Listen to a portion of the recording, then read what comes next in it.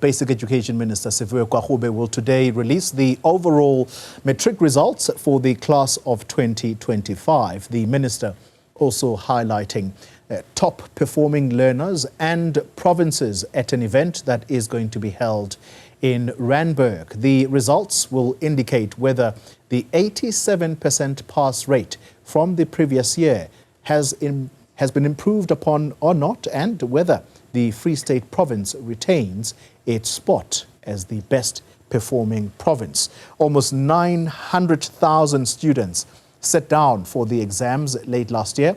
The individual results will only be available from tomorrow.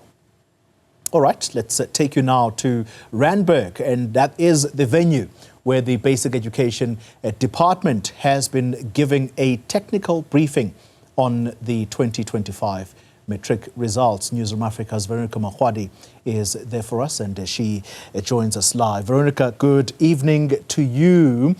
This Matric class of 2025 that we are talking about and celebrating this year, Veronica, they would have been in the thick of things when COVID-19 hit in 2020. And I think that is part of what the Director General mentioned here as he talks about the improvements that have been seen over time within the department. Talk us through some of what he's had to say. Yeah, certainly, Xoli, and it's an important factor to bring up because it's still something the Department of Basic Education reflects on in regards to the impact of the COVID-19 pandemic. I mean, it was unprecedented, seeing schools shutting down and, of course, the academic system in itself having been turned upside down on its head. And ultimately, what we're seeing year on year is what can only be really described as the resilience of South Africa's youth, but also the resilience of these young women and children, well, women and men that come together and essentially to face all kinds of obstacles and to get this done, to get that simple paper, that national senior certificate that says to them that they have passed their matric, that they have against all odds, you know, really worked hard, not only just facing their own personal difficulties in their lives, but also against the backdrop of an education system, which I can say, given the technical brief, is actually still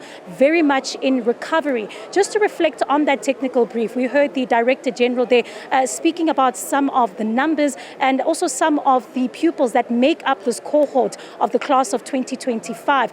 In particular, some of the strong points that came out were saying that this year we saw quite an improvement in terms of the uptake and an increase in the number of learners and pupils with special needs. And this is really important because it's showing as well that the Department of Basic Education is, of course, able to provide futures for the most vulnerable in our community. They are making specialized centers. You'd also know that some of this involves exams involve, specialized question papers in Braille, technology also playing a big role in this. And so they are positive in regards to the fact that they've seen an increase of those with special needs as part of this cohort.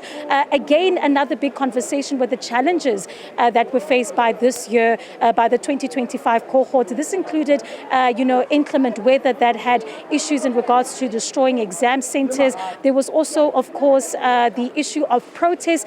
They were very happy, though, that no pupil this year was essentially stopped from writing their matric exams because of protest action. And so there was a big thank you to communities for making sure that children, of course, could still write those exams. But the big one, of course, which remains really the sore point in regards to the 2025 class, is that leakage of the question papers for mathematics, physical science, as well as English. That breach that happened in Pretoria, 40 learners affected, 40 learners who won't be receiving their results, still a matter under investigation. And so that's really the outlook that we got from the technical report. Also as well coming from the department saying, it seems as though the pass rate has been on an upward trajectory, and they are saying that at some point they are hoping and one day to aim at around 90%. And obviously this is in no way an indication of the overall pass mark that we're expected to hear later on this evening from the Education Minister when she does do that announcement. But they are saying that this shows a Department of Education, an education system that is growing, that is strengthening, and that is definitely inclusive. But of course, apart from that, Xoli, there are the people behind these numbers, those that stayed up late, had the sleepless nights, those that really chose textbooks over TikTok, I hope. And I'm going to speak to them now. These are among the top achievers in the country. And I'm going to start with Bokang, specifically because Bokang is from the Free State, and we know that this is the province that has continued year on year to show the highest pass rate in terms of the overall performances of province, and they've really managed to keep up the education system going in the Free State. Bokang, thank you so much for your time. I'm sure you're very proud and boastful to come from the province that continues to show the highest matric pass rate. Talk to me a little bit about what kept you motivated. You're among the top achievers here today. What are you anticipating, and really the journey that you faced throughout last year? The journey that I faced through last year, it was a very steep journey, but there's one thing that kept me going. My father passed away, and then my family told me that he was a smart person, so I wanted to follow in his footsteps so that I can make him proud in heaven. So it is the thing that led me to be one of the top achievers for the NSC examinations. And we are obviously reflecting on some of the big things that your cohort, your pupils have done this year. Many are hoping that you'll be passing that 87% pass rate. Is that something you believe that you and your pupils and your friends can achieve this year? Yes, that is what I believe. I believe that we can achieve that because we were working very hard. We were working very, very hard. Yeah. And you tell me the story that it was your father, the passing of your father, that kept you motivated to achieve. Talk to me about what were some of the most challenging moments as you were preparing for your final exams. The most challenging moments when I was preparing for my finals was textbooks at my school. My school once spent, and there were textbooks that we were struggling, especially the textbooks for languages. We are really struggling with them.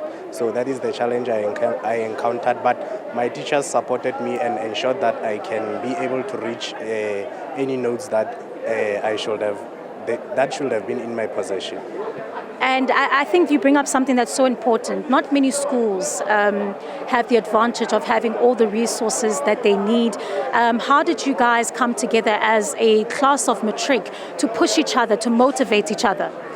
So on WhatsApp, we open group chats whereby we will send each other notes and whereby we will always keep each other motivated. And then one other thing which helped was that there were classes which started from 7 a.m. in the morning and ended late at 9 p.m. So those classes were very helpful in ensuring that the learners who do not have resources, they can be helped from 6 p.m. up until 9 p.m. All right. Well, thank you so much, Bokang. All the best. You're already a top achiever, so you've already made it.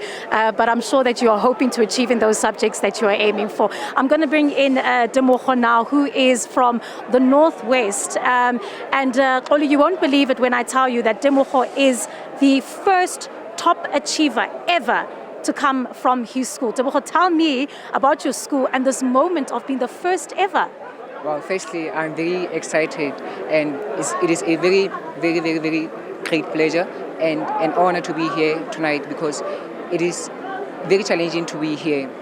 You must try to work hard, you must try to keep yourself motivated, and Matric is a very long journey whereby you often crash out, you often have mental breakdowns, and it is very, very, very, very, very important that you have people to support you, that you have people to keep you motivated, people to counsel you when you are having challenges at school. And I had teachers, I had my family who were really supporting me, and I had a mentor from the Chinese Foundation who kept me motivated, who taught me the importance of setting goals, who taught me the importance of prayer, to have faith and believe in myself. And there was just one thing that you and I were talking about a little bit, and that was about your school. You told me that it's actually in the very outskirts of the Northwest. Talk to me about the fact of you're seeing some of your peers here coming from all sorts of different areas. What makes your school so different, and why you felt you had to be a top achiever? Well, I will always see learners from private schools making it to a national awards. And for my school, we did not have fancy things like computers, smart boards. We were really being taught by a chalkboard. So that really kept me motivated to defy the odds, to overcome the struggle that we were in. Because I come from the deep rural areas, which is Moroccan, and it is 140 kilometers from a town.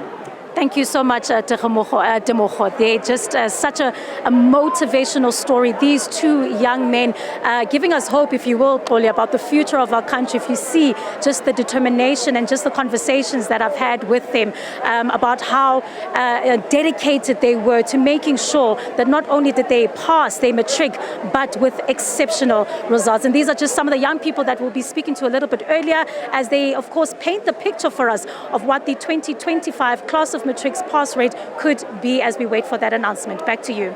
Veronica Makhoali, thank you very much indeed. Live for us there in Randburg, and that's the venue where the Minister of Basic Education is going to be making that all-important announcement in the not too distant a time. But before then, let's bring you this conversation. The Independent Examinations Board has announced a 98.3% pass rate for the class of 2025. According to the IEB, 89.1% of the matriculants qualify for entry to university. A slight drop, though, was noted in this year's results compared with 2024. 17,400 pupils set for the IEB exams, and nearly 200 have been declared outstanding achievers. Applications for remarking will close on the 30th of this month, with the results set to be announced in the month of March.